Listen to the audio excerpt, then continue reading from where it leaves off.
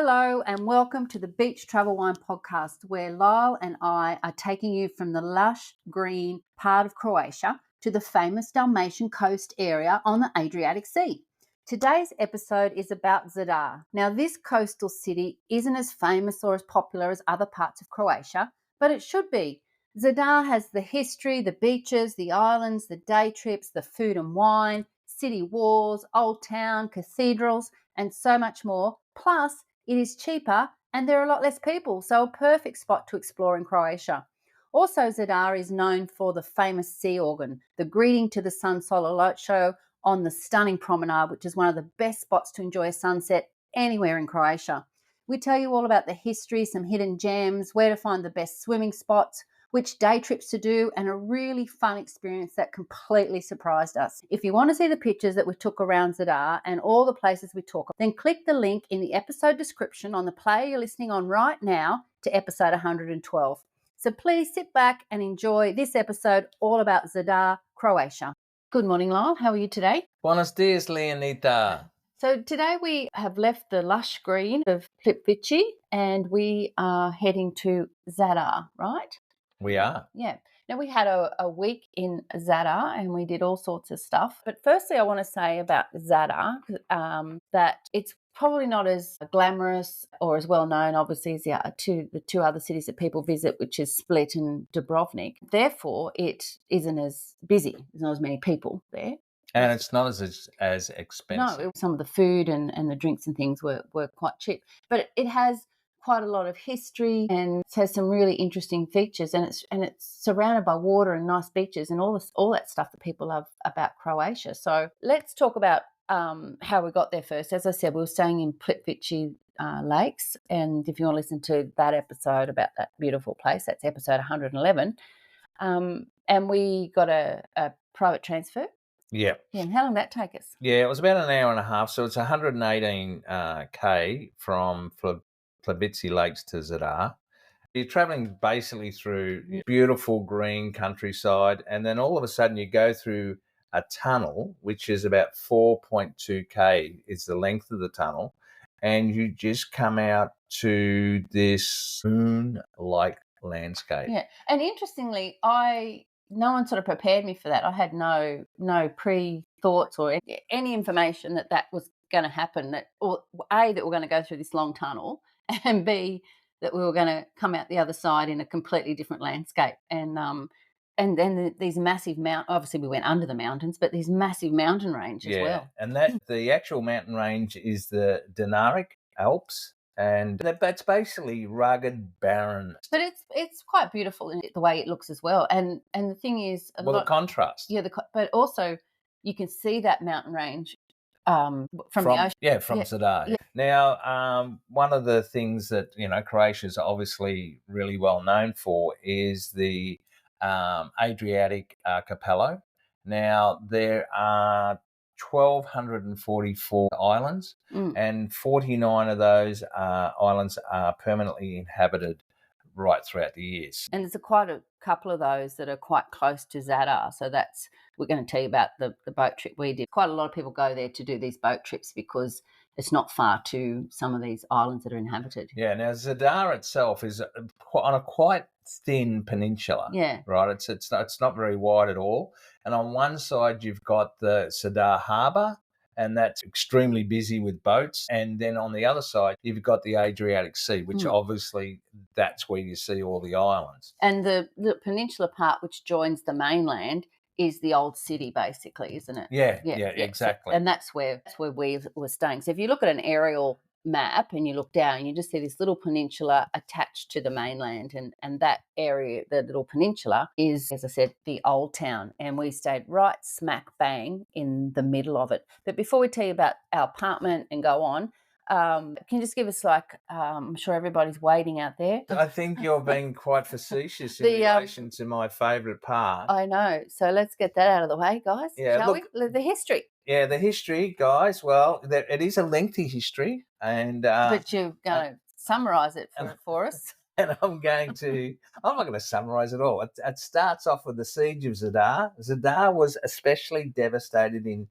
1202 after the Venetians used the Crusaders on their fourth crusade to Palestine to lay siege to the city. The Crusaders were obliged to pay Venice for sea transportation to Egypt. As they were not able to produce enough money, Venetians used them to initiate the siege of Sadar.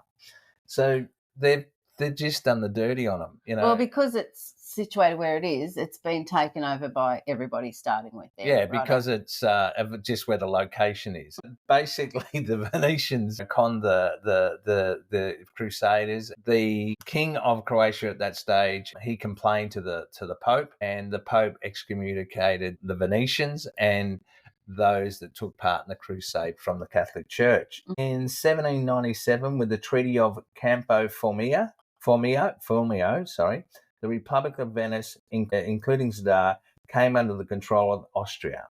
In 1806, it was briefly given to the Napoleonic Kingdom of Italy until 1809. It was added to the French provinces. In 1813, an Austrian force blockaded the town with the assistance of two British naval frigates.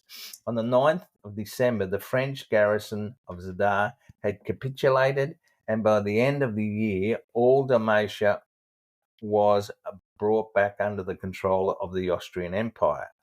In 1915, Italy entered World War I. In exchange for its participation with the Triple Entente, and in the event of victory, Italy was to obtain territory in northern Dalmatia, including Zadar. Germany, Italy, and other Axis powers invaded the Kingdom of Yugoslavia in 1941. Zadar was one of the starting points of that invasion. During World War II, Zadar was bombed by the Allies from November 1943 to October 1944. In late October 1945, German army and Italian administrators abandoned the city. And it was apparently about 80% completely in rubble. Yeah. The whole thing. In 1947, Zadar became part of the Socialist Federal Republic of Yugoslavia and the Socialist Republic of Croatia. In March 1991, the Croatian War of Independence broke out. The Yugoslav People's Army occupied parts of Zadar's hinterland, covered on the city, and subjected it to artillery bombing during the Battle of Zadar. The siege of the city lasted, listen to this, from 1991 until January 1993, when Zadar came under the control of the Croatian forces. Yeah, so it's had a pretty rough history, Oh, yeah. hasn't it? Now, we arrived right in the old town, as I said, and walked to just about a block and a half to our apartment, which was basically just off one of the main squares. Now, our apartment was up a few sets of stairs, but it was in a great position because we had a nice little balcony, and you looked out the balcony and there was a little supermarket downstairs. So, it was perfect for us. And then right at the bottom of the stairs, if you did like a 360, you've got the supermarket, a wine bar, a fish and chip shop, a bakery, an ice cream shop, another restaurant, and then you're turning around looking at the main areas up to the Forum. So it was in a fabulous location, for sure. Yeah, well, like most old towns, they're not very big. The total population of Zadar, including the new part, is only about 71,500 people anyway. So, so nothing's very far.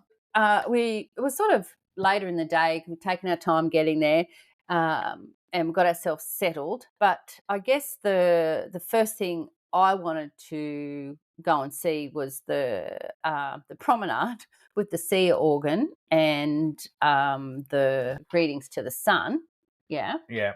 But on the way, do you want to talk about the Forum Plaza first? Oh, okay. Yeah, because just out of our apartment, you've got to walk through that, and I'm going to describe it, and you can say what it is. But there's this massive big church or bell tower at the back of this huge cathedral, and next to that, there's like a round, another church cathedral right next to that. It's got this this stunning round shape, with these enclaves. Church of St. Donatus. And then next to that is all these Roman ruins. and so that's what they call the Roman Forum, and that's maybe 50 meters from our apartment. So tell us a bit about that plaza, because that was so impressive.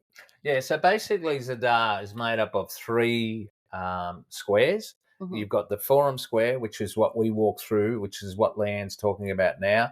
Then there's the Republic Square, which is towards the centre, and that's where most of the people gather. And at the end, there's also the Five Well Square, which is there's a garden area there. Well, but the Forum, was constructed between the 1st century BC and the 3rd century AD.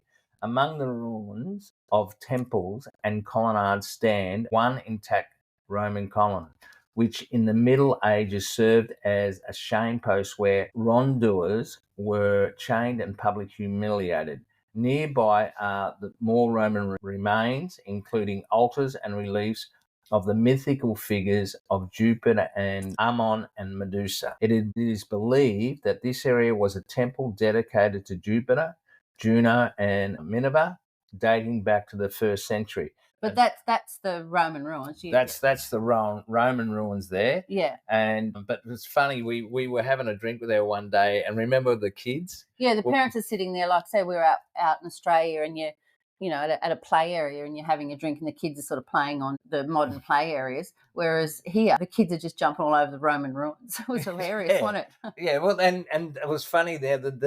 And then the two main churches in this area that overwhelm it really as the Church of St. Donatus and also the Cathedral of Anastasia. Now, I remember us coming back from, I forget where we've been, but we're walking past this amazing church. And its name refers to the Dionis of Zadar, who began construction on the church in the 9th century and ended in the northeastern part of the Roman Forum. Originally named the Church of Holy Trinity in the 15th century, it was rededicated to St. Donat. That was the church you were saying people were dancing in front of? Yeah, when we came back, remember, because it's basically round, right? It's the first round building registered in Romanesque times. And, we're driving back and we hear this walking, not driving. Sorry, we're walking. And we can hear this salsa music. Yeah. And sure enough, just at the entrance to the church, there's couples doing the salsa, so and they were good. They were good. So you've got the Roman Forum where kids are playing and it's lit up, and then you've got the back of this round church where you got the salsa dancers, and then you've got the church tower or the clock tower right next to that as well, and you're sitting there in front of all of that. That's that plaza area. Well, that bell tower, what you're talking about, that's 54 meters high. Yeah. Right, and that belongs to the Cathedral of Saint Anastasia. And you know what? They let people climb that, and sometimes when people climb it, they ring the bell, so you can be. They're allowed to ring the bell, yeah, but not all the time. It doesn't ring all the time, so it must be just certain times a day, and it just goes off, doesn't it? It's a pain in the ass. Anyway, it's a Roman Catholic Cathedral of Zadar and the largest church in Dalmatia. It was built during two times. Just think about it. The largest church in Dalmatia. Now, Dalmatia is all that coastal area, so it's bigger than any church in Dubrovnik, in Split, and any other town. It's the largest one. Yeah, and it was built in the 4th and 5th centuries and the 12th and the 13th centuries. It has a richly decorated facade and an impressive 3-nave interior with the remains of frescoes in the side apse. This was badly bombed during World War II and has since been reconstructed. The actual plaza itself is very, very impressive. And it's obviously where people gather. It's social as well. So you've got the restaurant there that you can sit and have a drink. And as I said, you've got the back of these churches and the Roman Forum. And then it's also one of the main streets that sort of comes off that plaza area that takes you. Well, that is the main street of Zadar. Yeah, right. Then the one that takes you over to the promenade is there as well. Yep. And from the Roman Forum, you can still see the Adriatic Sea. Yes. Yeah. So it's pretty impressive.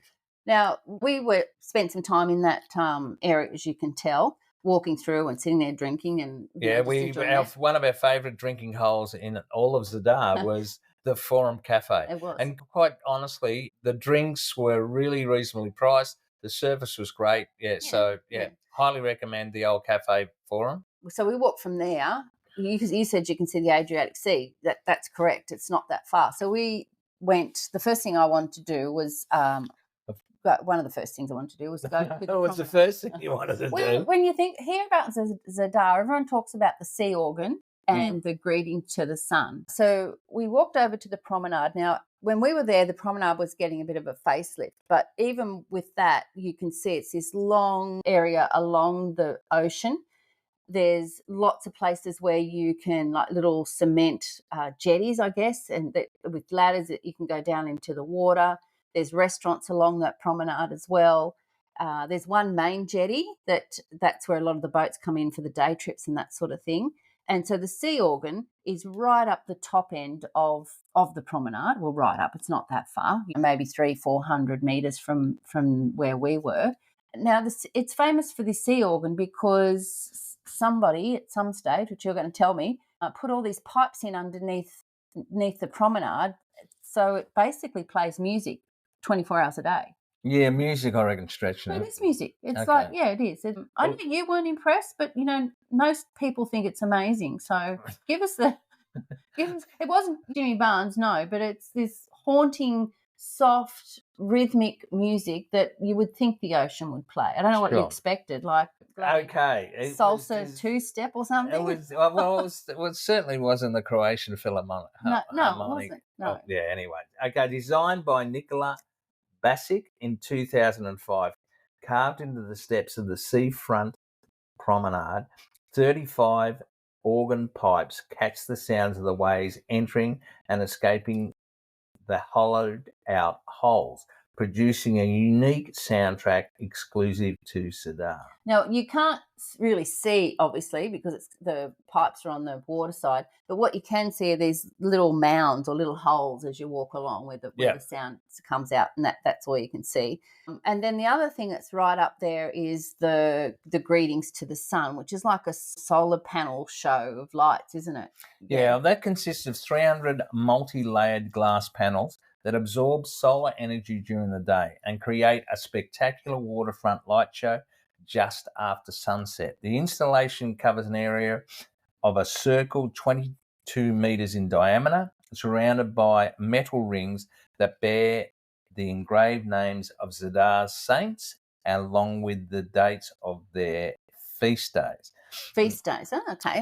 I didn't see those. Now, the first night we were there, we didn't get to see the greetings of the sun, the lights all come on, but we did wait until sunset because I think everybody in Zadar meets at this sea organ every night, because not only do you have the music and then the solar panel greetings to the sun, you have the most incredible sunset. Yeah. And I have got some stunning photos of that night, really. And at beachtravelwine.com, this is episode 112, or in the podcast player listening on the podcast description, there's a link to that, which we're going to have photos of all this stuff about Zadar that we're talking about.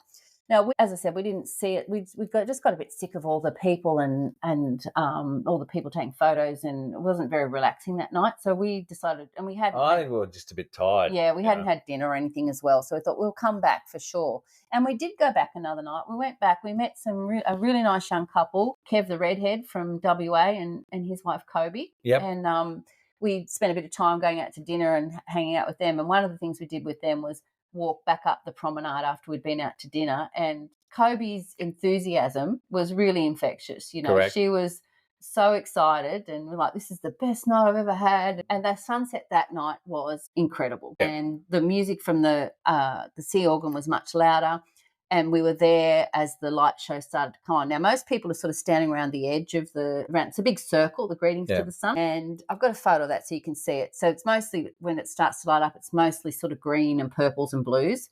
And there's kids riding their scooters and walking on it. But most people are sort of standing back. So Lyle, as he does, he says I make him, but he likes to do a dance everywhere we go. So he decided this was the night he was going to do his little dance. Well, we had been out to dinner. Yes. And we had been out for dinner with Kobe and Kevin. Yeah. They like a drink. Yeah. So I was right. I was primed. So you did your little dance, and then This old guy wanted to dance with his partner, and she wouldn't do it. So you've danced with him, Yeah. and then she's decided she's going to dance with him, and then all these people you start this dance craze. So you've got the greetings to the sun, you got the lights flashing, and this amazing sunset. So it's like a dance floor. I think I said to you, it was like back in the 80s, a little Disco. bit of Donna Summer. It was like a disco dance floor. To be honest, that's exactly what it was like. So that was a lot of fun. And I thought, to be honest, I looked at that, and as Leanne said, we didn't realise there was that many people in Zadar until we went up to have a look at this sea organ and the greeting to the sun. the sun. Yeah. And I just thought, what a great community activity. They gather there every night. It's fabulous. Sure. And then, of course, close to that area, there's a whole bunch of bars and that are close by where you can get a drink. There's a lot of people doing sunset tours as well, and as the boats go past, they create more waves, which then create more music. Yeah, so it's a pretty special place to be. All right, we need to move on because that's only day one. So one thing we love to do, and we decided we were going to do this when we're in Zadar, we're just going to chill. We're going to get up and we're just going to explore and wander and just enjoy ourselves. So the next day we headed the other direction and found the Five Wells Plaza. There's a couple of squares there together and a park. And once again, I didn't do any research and didn't know about these places, but you come across this plaza which has got these 5 wells. They're probably 2 meters in diameter, and they used to be where they got the water from under the earth, obviously. Yeah. Yep. And it's sort of surrounded by there's another tower there. So tell us a bit about that square.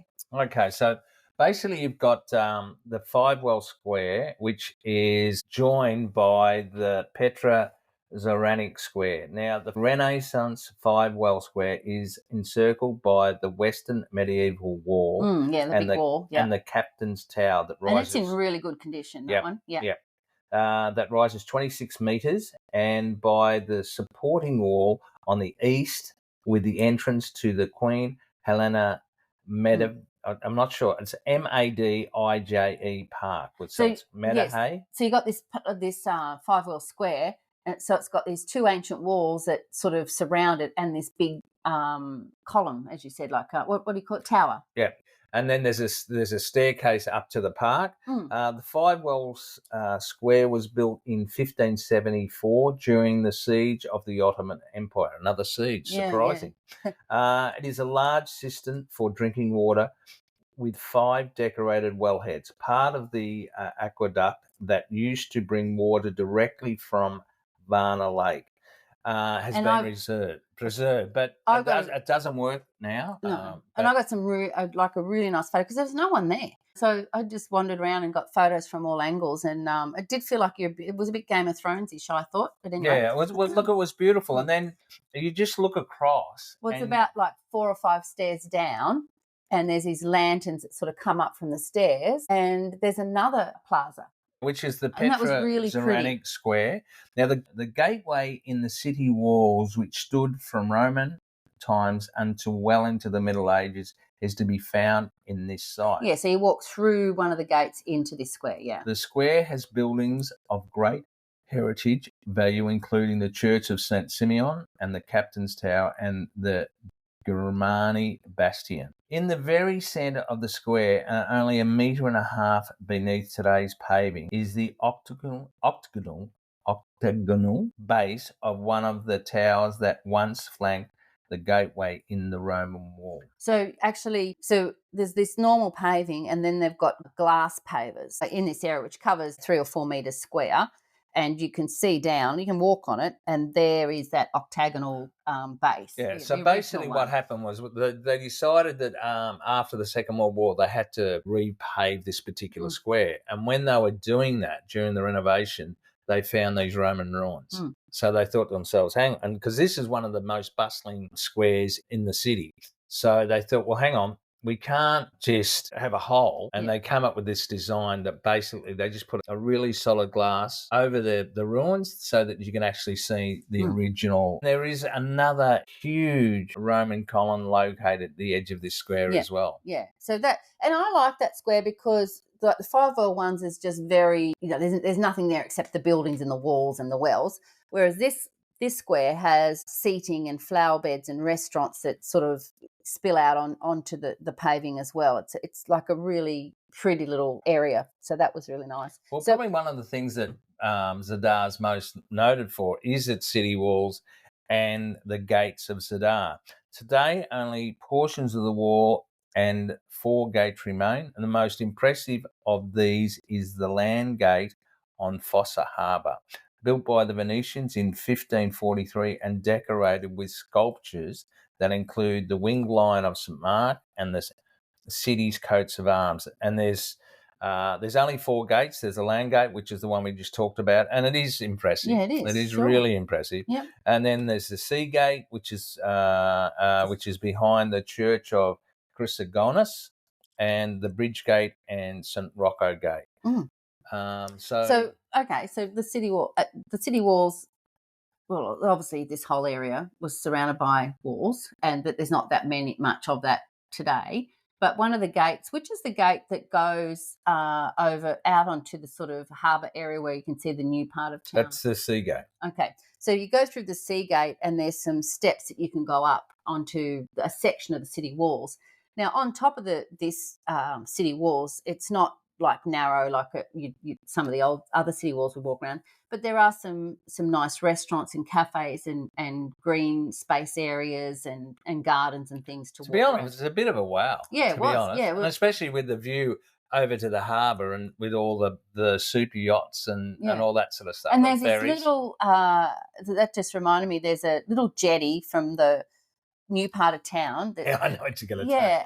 And so there's this one sort of narrow area which is obviously the entrance into the main harbour area. And there's this little guy on a boat. It's a bit like a gondola. Well, an older gentleman. Yeah.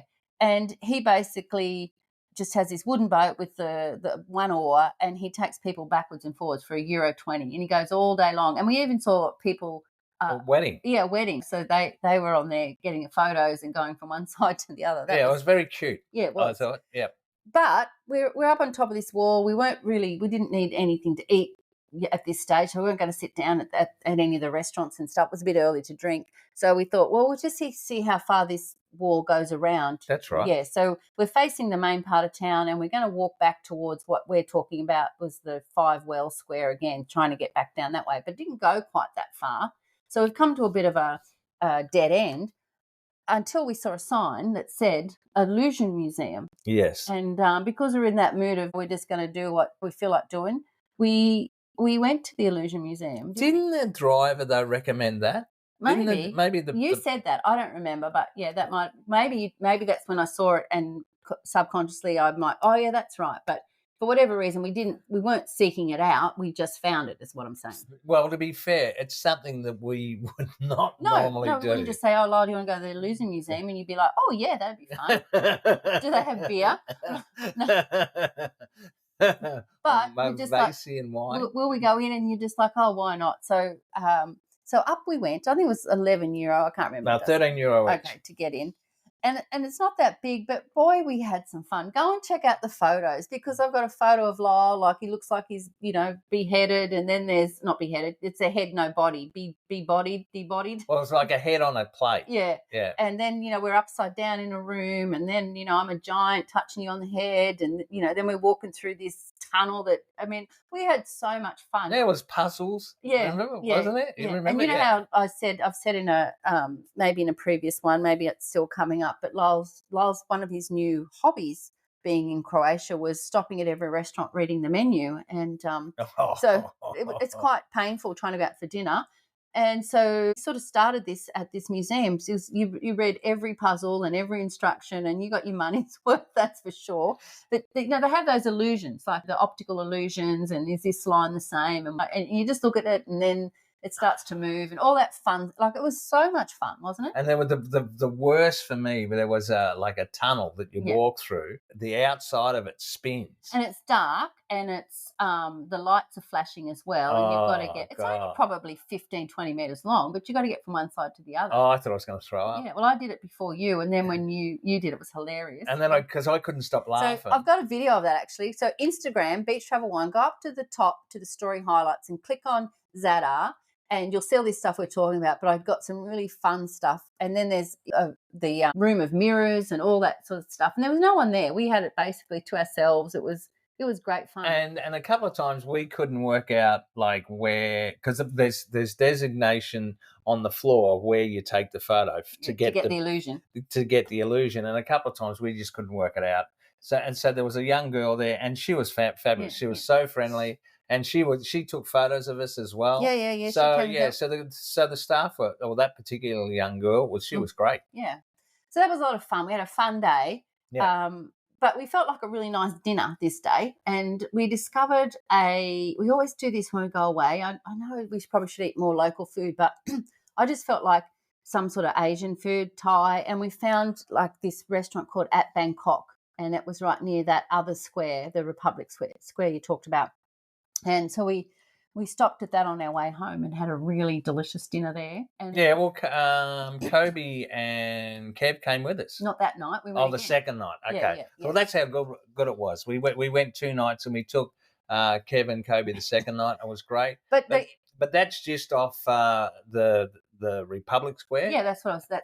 It was not too far from the Illusion Museum. And the thing about At Bangkok is the guy who owns it is like the tall twin of Hamish Blake.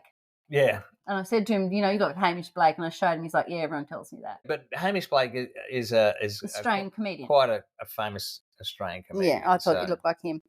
One of the things to think about too, though, when you are in Zadar, which was a little bit more so here than a lot the other places, is a lot of places are cash only.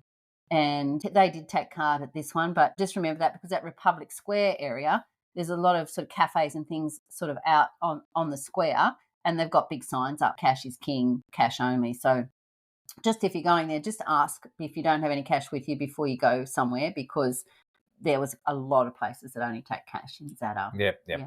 Now, I'm not sure whether it was that day or another day, but we did actually walk over the bridge to the other side of town.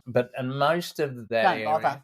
Yeah, well, it's mainly chandlery shops, which are basically shops for equipment for boats and There's yachts. nothing there. They're just, it was a little bit disappointing. So, save your time. Don't go over to the other side. Have you got anything else you want to talk about, any of the squares or anything, before I move on to the really fun day trip that we did?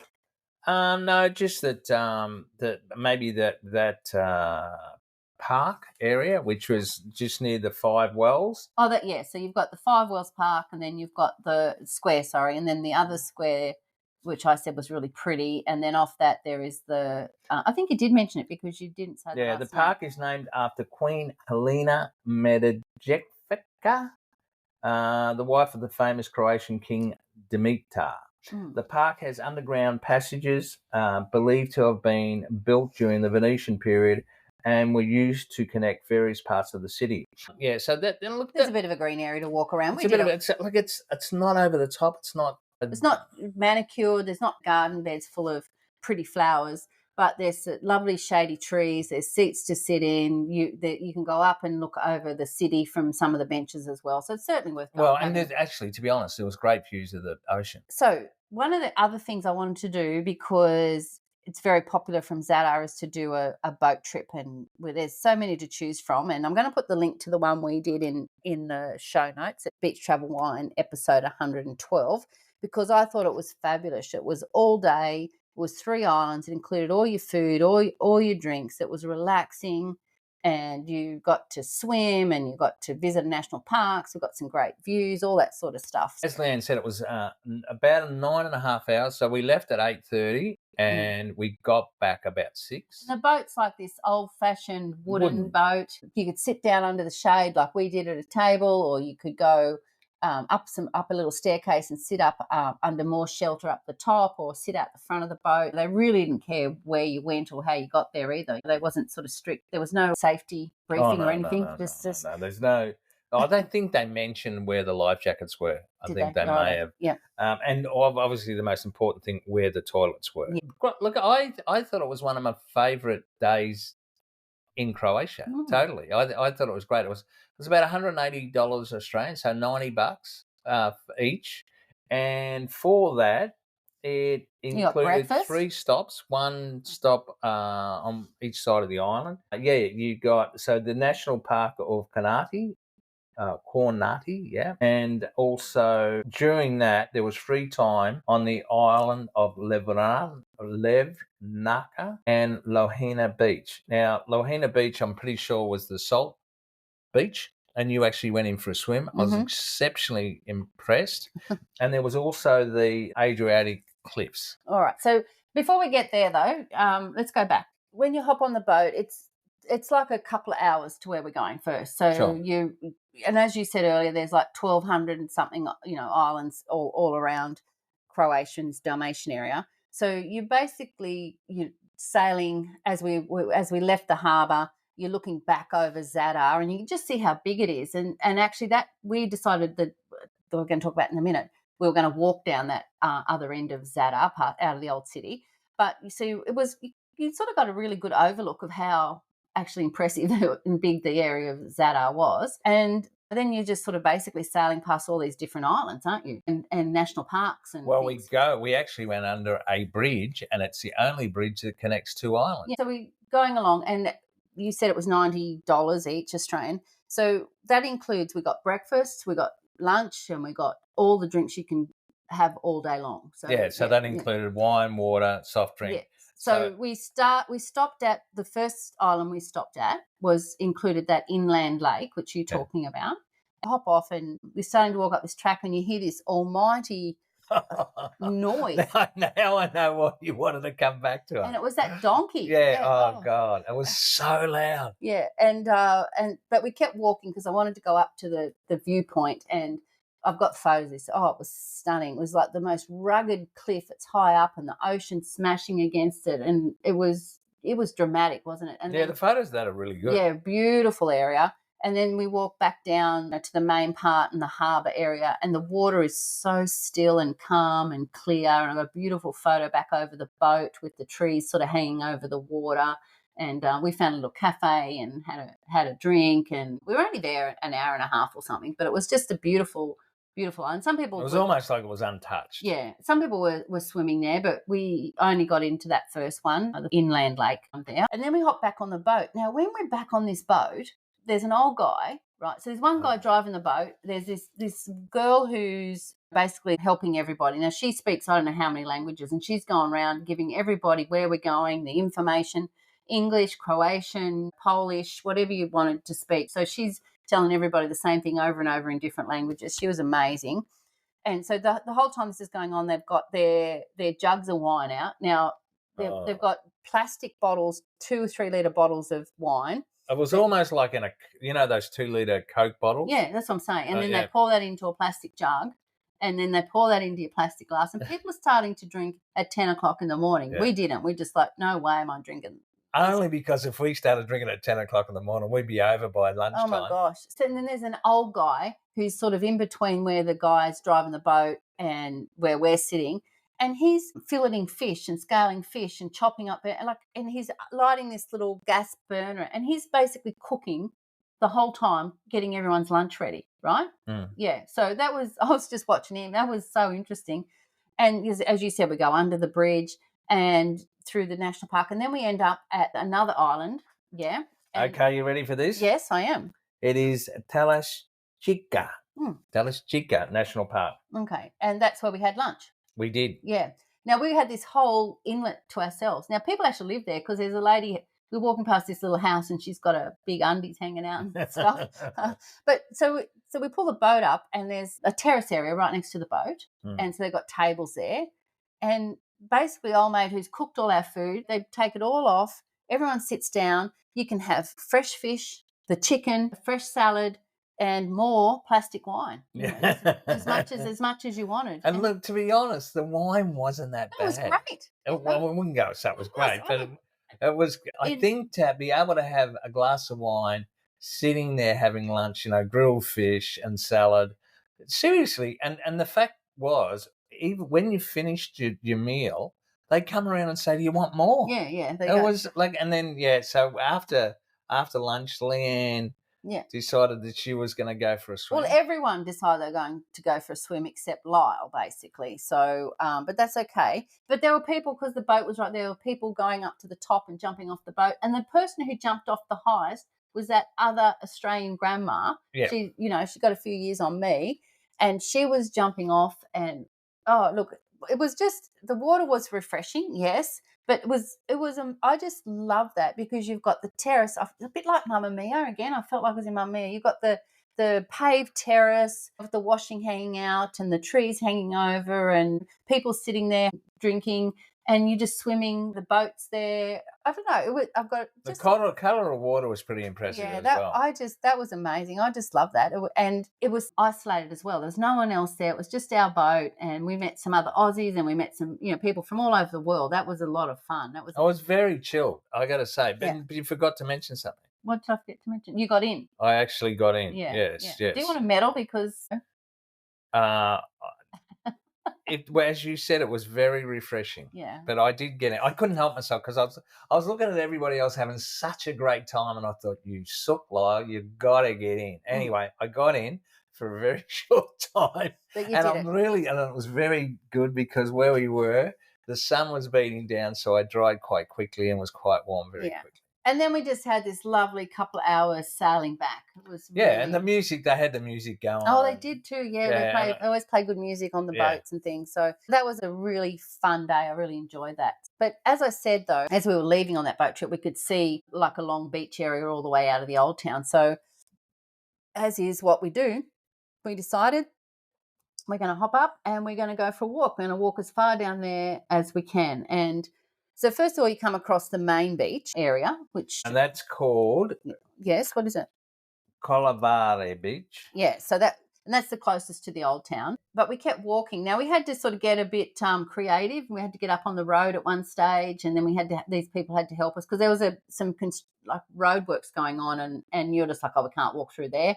I'm like, well, yes, we can. And in Australia, you wouldn't be able to walk through right? there, but in they're Europe, just like, yeah, sure. just step over there, jump over that 2-meter hole, you'll be right. So I did my Tom Cruise and ran and jumped. So you're up on the headland a bit, and then you're down at the beach a bit, and the views and the water is so clear, and you could see down into it. It was just you could see all the fish, and you could see a few local people sort of set up as well, but there was nobody down there. No one. No, there's this round sort of I don't know, building on the beach that looked sort of deserted, that we explored a little. Looked ancient. Yeah, it did. And I went down to try and find out what it was, but couldn't. And couldn't work out what it was. And there's little boats tied up, bobbing in the water, and it was just so pretty. And again, it was a beautiful day.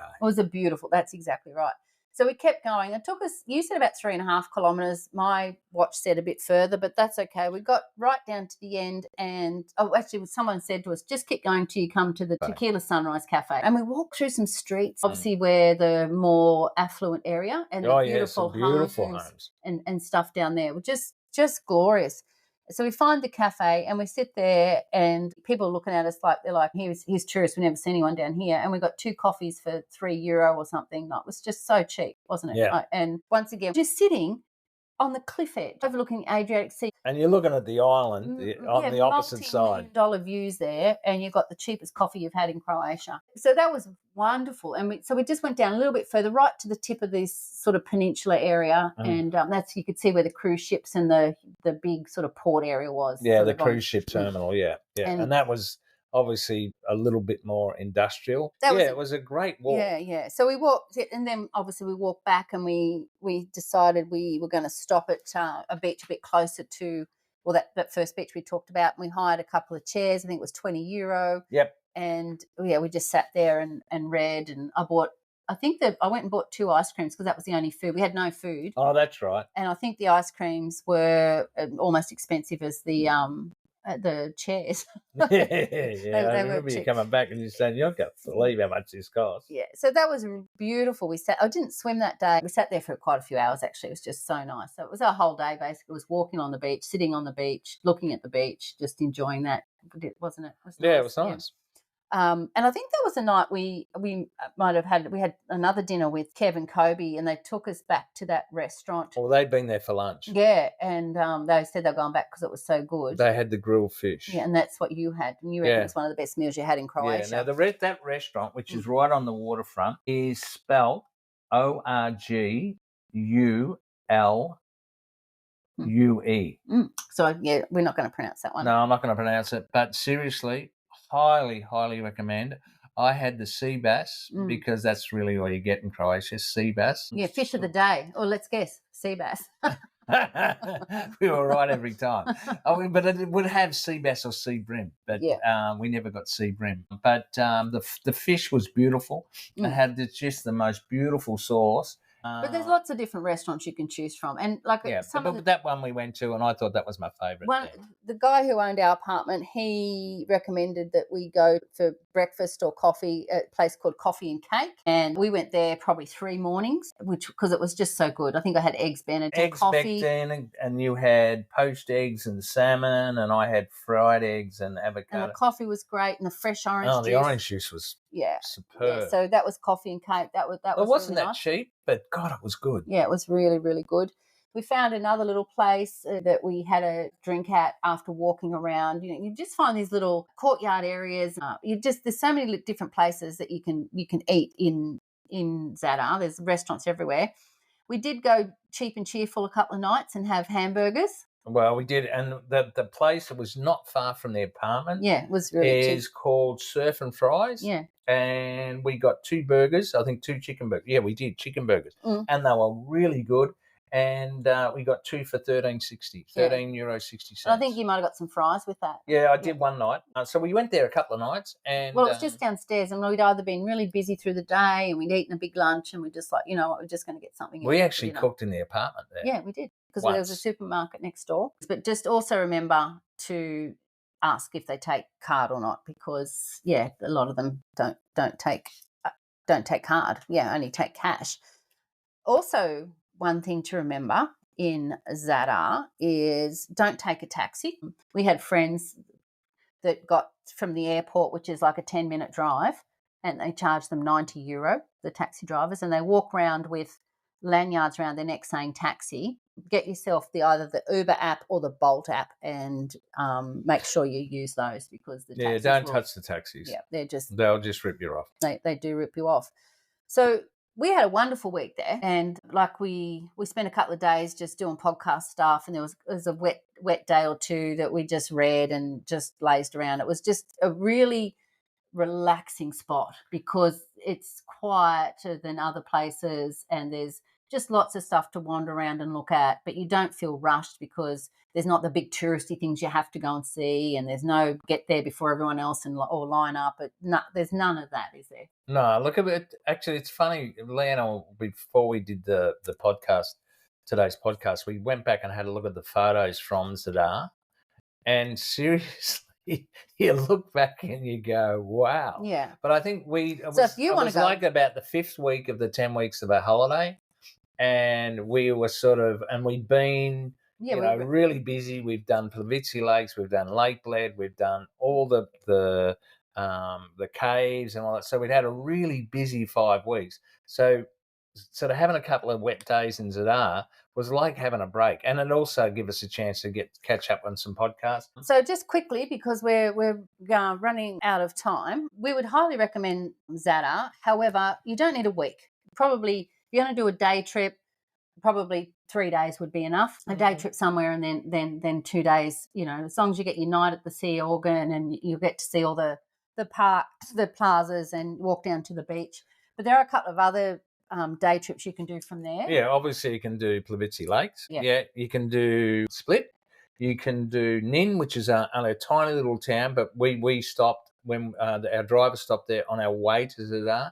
It's only 20k from Zadar. It is the cutest little town. It's got the smallest cathedral in the world. It has got the smallest cathedral in the world, and that is called the Church of the Holy Cross, and also there's actually a large 5-star resort, which it's also famous for its medicinal mud called Paloi, which reliably cures illnesses. And there's another park like Plitvice called, it's spelt Krka. I don't know how you say it. Now, that's a national park, and you can get a bus from Zadar. Now you can actually swim at this park. It's not as big as Plitvice, but this one is still stunning. Yeah. The entry fee starts at €20 to €40 per adult, depending on what time of year it is.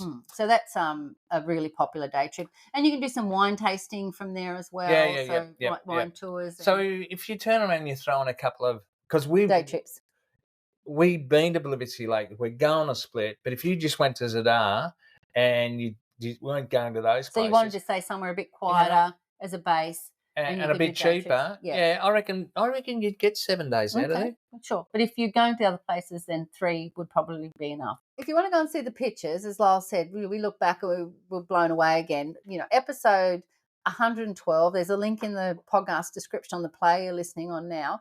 I'll also have a map in there of where Zadar is. I've got pictures of the sunset and the sea organ and the beaches and the swimming that we did on the day trip and the 5 wells, all that stuff. There's some really, really great pictures there. So go and check them out. But if you want to see videos of Lyle at the Illusions Museum and swimming in the national park on the boat trip and all the fun stuff that we did, Instagram, Beach Travel Wine, up the top, story highlights, go to Zadar, and it's all there. There's only a couple of minutes of videos, but they're really, really fun. So, just the one last thing for me, so safe. Yeah, you feel so safe. Oh yeah, exactly. You walk anywhere. Yeah, day or night. So, Lyle, your favourite place to have a glass of wine in Zadar? You got to go to the Cafe Forum. I think it was to embrace the town itself with the churches and the Roman Forum. Sure. Okay. I thought it was fabulous. Well, I think my favourite was actually at the that restaurant starting with the O on the waterfront there with Kevin Kobe. Orgulue. Yeah, because we had such a nice dinner.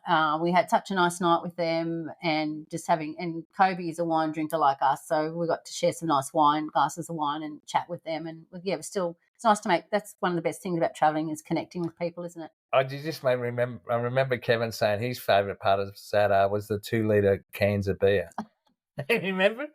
Bottles or cans? No, they were cans. They're unbelievable. Classic. All right. Well, thank you for joining us on our trip to Zadar in Croatia. It was a real surprise packet for us, and I'm so glad we went. And hopefully you get to check out the photos and see what we enjoyed about it. So until next week, where we're coming to you from somewhere else in Croatia, for episode 113, it's goodbye from me. And it's goodbye from me.